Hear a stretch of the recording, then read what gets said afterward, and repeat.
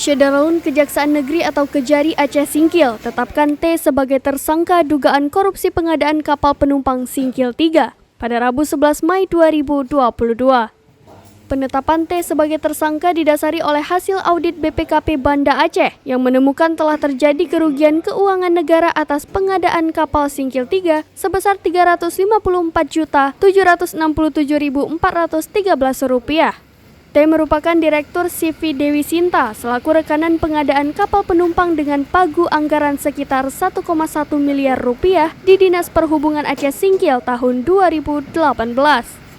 Setelah ditetapkan sebagai tersangka, T yang merupakan penduduk desa Sukamakmur, Kecamatan Gunung Meriah, Kabupaten Aceh Singkil, ditahan selama 20 hari ke depan di rumah tahanan cabang Singkil.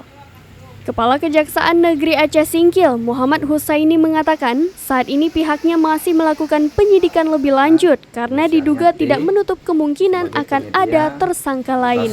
Dugaan tindak pidana korupsi kapal penumpang pada Dinas Perhubungan Kabupaten Aceh Singkil tahun anggaran 2018. Dan hari ini juga kami lakukan penahanan terhadap tersangka T tersebut selama 20 hari dari tanggal 11 Mei 2022 sampai dengan 30 Mei 2022. Terhadap tersangka T, kami sangkakan melanggar pasal 2 dan pasal 3 Undang-Undang Nomor 31 Tahun 1999, Junto Undang-Undang 20 Tahun 2021 tentang pemberantasan tindak pidana korupsi.